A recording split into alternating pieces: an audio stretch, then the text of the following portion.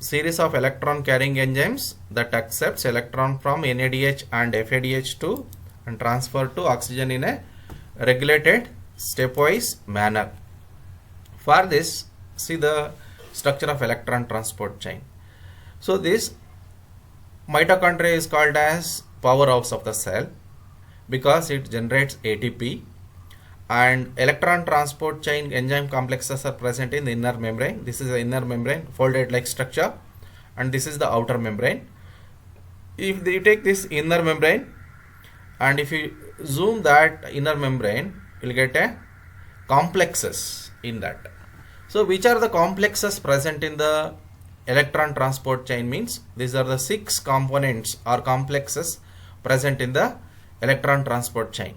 Which is the first complex? It is a NADH dehydrogenase complex. It is a complex 1. And complex 2 is the succinate dehydrogenase. And third is the coenzyme Q. Fourth is complex 3. It is called as cytochrome BC1. And fifth one is cytochrome C. And sixth one is the complex 4. It is called as cytochrome oxidase. Are you getting my point? Is it audible? Yes, sir. Yes, sir. Okay. So these complexes are arranged in this inner mitochondrial membrane like this. So if you take a small part of this inner mitochondrial membrane, this is the inner mitochondrial membrane. In this, the complexes are embedded. It's a complex 1. So towards mitochondrial matrix, you can see complex 2. So then highlighter I'll take. It's a complex 2. It is linked with the coenzyme Q. This is the coenzyme Q. Complex 1, complex 2, then fourth point complex 3, then cytochrome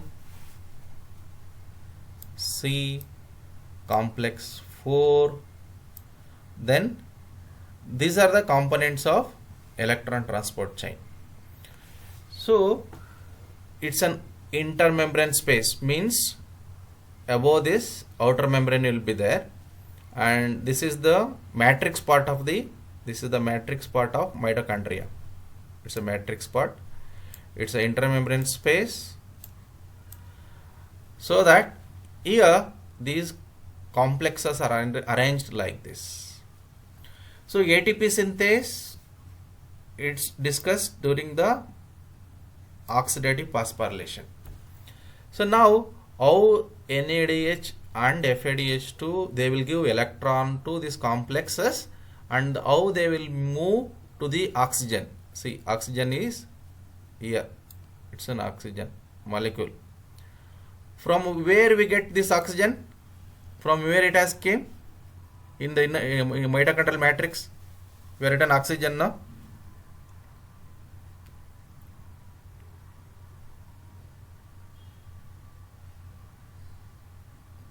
ಎಲ್ಲಿಂದ ಬಂದಿದೆ ಇದು oxygen? ಕೇಳಿಸ್ತಾ ಇದೆಯಾ? Ah, sir, respiration. Yeah, whatever we respire, inhale the oxygen, that from the nasal region to the circulatory system, from there to the cell to the mitochondria, and now it is in the mitochondrial matrix. So this is waiting for the electron, which they will give NADH and FADH2. So now let us see the pathway of these electrons. So this NADH, we give the hydrogen and electron, so get oxidized and becomes as NAD plus. So now electron it is here, NADH get oxidized and complex 1 get reduced. It has NADH dehydrogenase. It has one prosthetic group FMN. Okay, thus the FMN becomes FMN reduced form, FMNH2. So then this complex 1 after reduction next undergoes oxidation, means it gives out electron, so that it becomes redox. First it is reduced, next it is oxidized. During this redox process, receiving of electron reduced and gives out electron to coenzyme Q. So oxidized. During this redox process, one proton is pumped from the mitochondrial matrix to the intermembrane space. Okay. So this is called as energy conservation, because the movement of electron or redox process is pumped the proton from matrix to the intermembrane space. So this point is considered as a energy conservation point, the complex one. Next, the coenzyme Q, the electron received get reduced, then it transfer electron to the complex 3, get oxidized. So here energy is not conserved, just it will reduce and get oxidized and transfer electron to complex 3. Then electron is in the complex 3. Now the complex 3 electrons are transferred to cytochrome C. So now electron is here. It means complex 3 undergone redox process, reduced and oxidized. During that action, proton is pumped from matrix to intermembrane space. This is the second energy conservation step during flow of electron from NADH. Okay. Then this cytochrome, just it will be receiving electron from complex 3 and transferring electron to complex 4. Okay. So then this complex 4 get reduced and then it will transfer electron to matrix. So mitochondrial matrix. So now the electron it is here. So these electrons reduces oxygen along with 2 proton to form water. So this is the definition what if we defined in the beginning. Transfer of electron from NADH to oxygen in a regulated, because step by step, complex 1 to coenzyme Q, then complex 3, then cytochrome C, then complex 4, in a regulated stepwise manner, and oxygen get reduced, water is liberated. See, oxygen we inhale through the nasal region, and these electrons through our food, through the mouth. So whatever intake from the mouth and nasal region, they unite together to produce water in the mitochondrial matrix. So this is the explanation for the NADH. Next, what about FADH2? The FADH2 begin its journey from the complex 2. It will give electron to complex 2 and get oxidized as FAD. These electrons are taken by, so its cofactor FAD, then it will transfer electrons to coenzyme Q, so that complex 2 undergo redox process, receives the electron, get reduced and transfers the same electron to coenzyme Q, get oxidized. But here the complex 2 while redox process, it will not pump any proton to intermembrane space. That's why here no energy conservation. Okay. So next, the electrons from coenzyme Q are transferred to complex 3 as similar from this point. This follow the same pathway followed by the electrons of NADH. So then this complex 3 energy conservation, pumping of proton. This electron move to cytochrome, here also redox process. From here it comes to complex 4 as similar to NADH electrons. Finally these electrons reduces oxygen along with the proton to form water. Okay. So the difference is the FADH2 follow 2 energy conservation steps and NADH will follow 3 energy conservation steps. So that's why we say the NADH gives 3 ATP, because 3 protons they will liberate 3 ATP. That this is the next point of discussion, that is oxidative phosphorylation. So at this point, with respect to number of ATP production from NADH, is 3 because 3 energy conservation points it will follow, and FADH2 electrons follow 2 energy conservation steps. That's why 2 ATP. So after the flow of electron from NADH and FADH to oxygen, now we have to discuss oxidative phosphorylation in the same picture. So the flow of electron, they form the proton gradient across the inner mitochondrial membrane. Earlier begin of this electron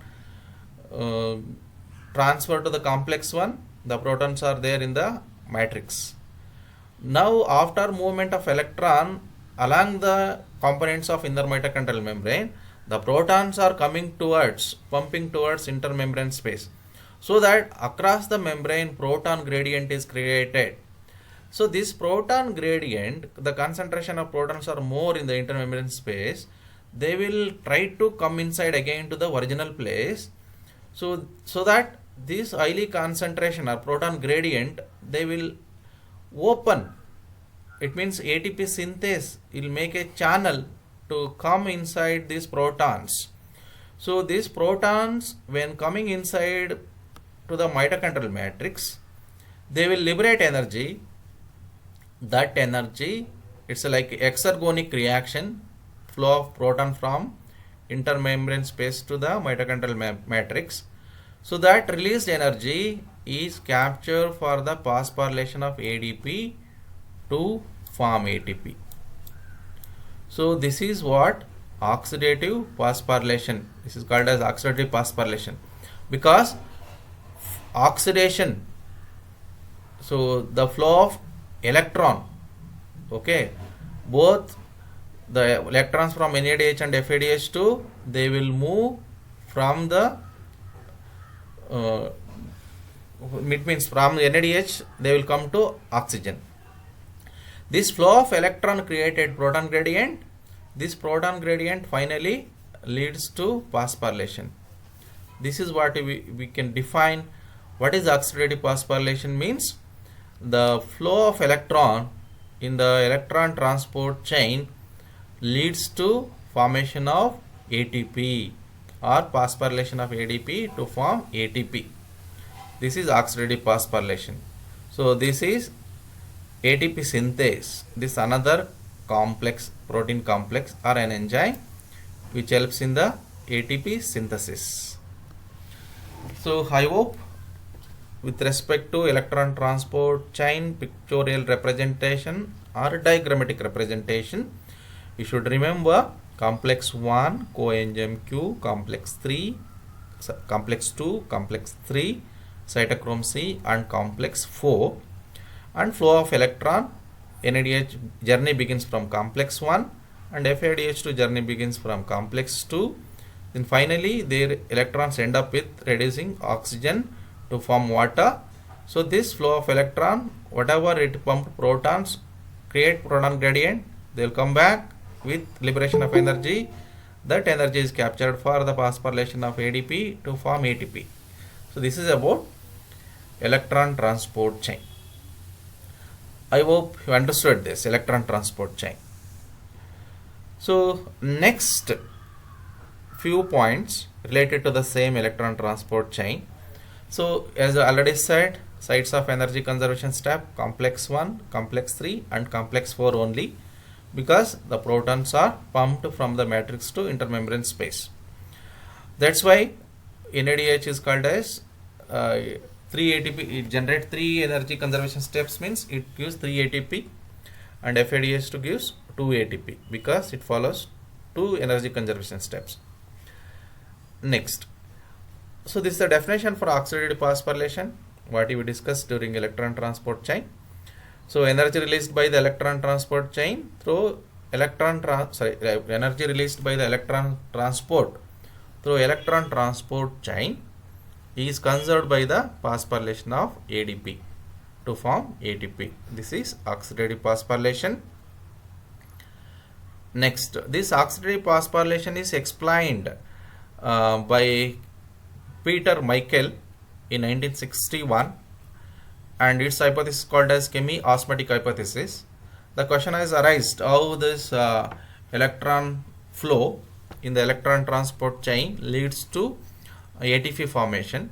For that he explained through mainly 3 points, that is flow of electron through electron transport carriers, they will pump proton to intermembrane space, so that creates proton gradient. It's a point number 1. So next, after this proton gradient once created, so this proton gradient energy released means they will come back to the matrix. Proton, they will come back to matrix from the intermembrane space. So then the flow of this proton liberates energy, that energy captured for the phosphorylation of ADP to form ATP. So point number 1, flow of proton from matrix to intermembrane space. Again point number 2, they will come back, so because of a proton gradient. Then the energy release that is captured for the phosphorylation of ADP. This is the hypothesis explained by the Peter Michael in 1961. This is a hypothesis called as chemi-osmotic hypothesis. Okay, so if they asked to explain the chemi-osmotic hypothesis, means it's the oxidative phosphorylation. It explains about oxidative phosphorylation, formation of ATP in the electron transport chain. So next, one more definition, P is to O ratio. P refers to inorganic phosphate. Okay, inorganic phosphate, what you will write, Pi, and O refers to oxygen. So the relationship between, what is the relationship between the oxygen and inorganic phosphate? So according to definition, the number of inorganic phosphate molecules consumed for each oxygen atom get reduced to form water molecule during oxidative phosphorylation. So this we can understand in the electron transport chain. You can see number of inorganic phosphate means this is the one inorganic phosphate to form one ATP. Okay, so one proton come inside and it will excite this inorganic phosphate to combine with ADP to form one ATP. So then another proton will flow of electron from the NADH, it will come inside to ATP synthase and phosphorylate ADP to form ATP. Again one more proton from complex 4, it will do phosphorylation of ADP to form ATP. So like while formation of 3 ATP, one oxygen get reduced and forms one water molecule. So this is what, for one oxygen atom reduction, 3 means number of inorganic phosphates undergoes phosphorylation, the ADP undergoes phosphorylation to form ATP. So in that concept, for FADH2, so in the complex 3 proton, once phosphorylation, complex 4 proton, once phosphorylation.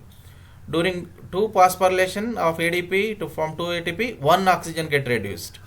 So in this concept, we have defined this P is to O ratio like this. The ratio of inorganic phosphate molecules consumed for each oxygen atom reduced to water during oxidative phosphorylation. So this is P is to O ratio for NADH is 3 because complex 1, complex 3 and complex 4 energy conserved protons leads to 3 ATP formation, and FADH2 complex 3 and complex 4 only, but it difference is it will not go through complex 1, that's why its energy conservation points are 2, that's why ATP formation is 2.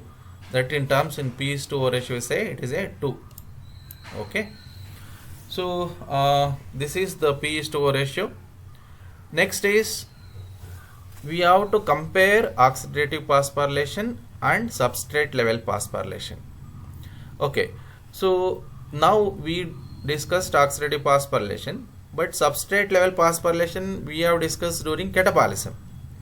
So we have given many examples for substrate level phosphorylation. For example, in glycolytic pathway, one substrate level phosphorylation is Can you tell me one example for substrate level phosphorylation from glycolytic pathway? Any one of you?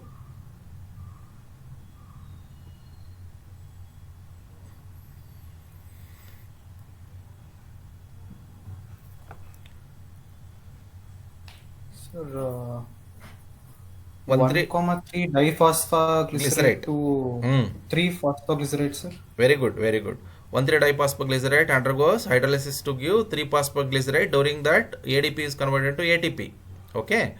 So, in the again in the phosphoryl pyruvate to pyruvate. So, 1 ATP is produced by the hydrolysis of phosphoryl pyruvate. That is another example. Is it not? And also one Yes. substrate level phosphorylation step is there in the Krebs cycle. Is it not? Which is that? Yes, sir. Which is that?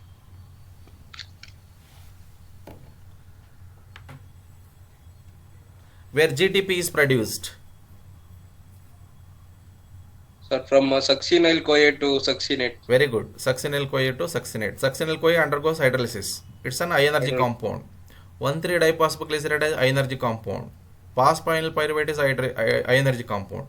So, in oxidative phosphorylation, ATPs are produced by the transfer of electrons from NADH and FADH2, whereas in substrate level phosphorylation, ATP formation by the hydrolysis of high energy compounds. Then second comparison or difference is, in oxidative phosphorylation, oxygen is compulsory because it is a final electron acceptor. So that's why the respiration, proper respiration is very much essential, because ATP produced when there is an oxygen, otherwise it will be anaerobic glycolytic pathway. So that's why oxygen is a final electron acceptor is essential, but in substrate level phosphorylation it is not required. Even in the glycolytic pathway up to pyruvate formation, oxygen is not required. Substrate level phosphorylation takes place. So oxidative phosphorylation takes place in the inner mitochondrial membrane. So that we have seen with the diagram. Then this substrate level phosphorylation, it takes place in the cytoplasm. Okay. Then so other, like if you take the Krebs cycle, okay, so it comes to mitochondria, but major substrate level phosphorylation takes place in the cytoplasm. Then this is carried out by, means oxidative phosphorylation is carried out by the ATP synthase, whereas substrate level phosphorylation is carried out by the various kinase enzymes. So this is what oxidative phosphorylation and substrate level phosphorylation differences, or you can say it's a comparison of these two. So next, so is this electron transport chain is very much essential or not? Is it required? Yes, sir. If not, what happens?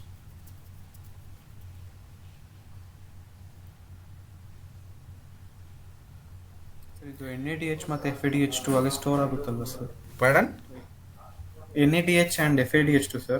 Ah, If they do not undergo oxidative phosphorylation, there will be no production of ATP. no production of ATP. Maximum ATP production will not be there now, because if you take an example of glucose molecule, in the anaerobic condition only 2 ATPs are produced. In the aerobic condition, how many ATPs are produced? Aerobic oxidation of one glucose molecule, net ATP production.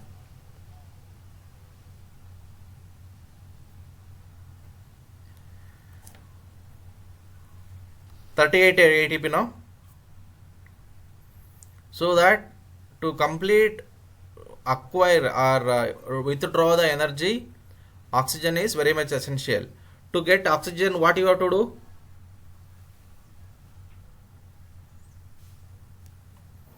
Respire, sir. Respire. How you have to respire?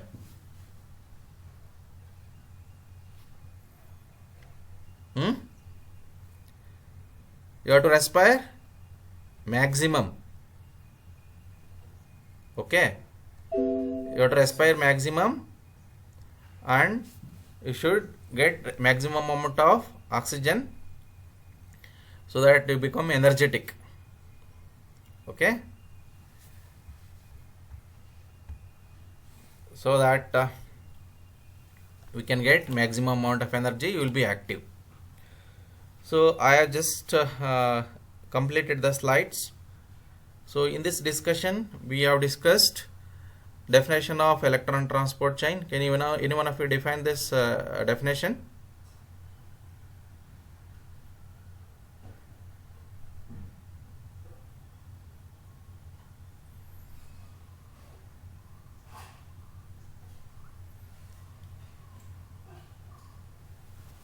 Can anyone of It you is a define? Yes.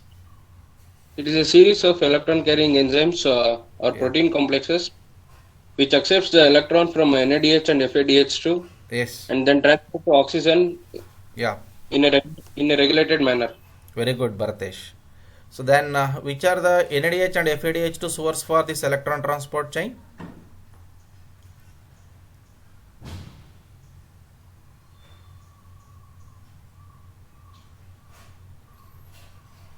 Where these NADH and FADH2 are generated?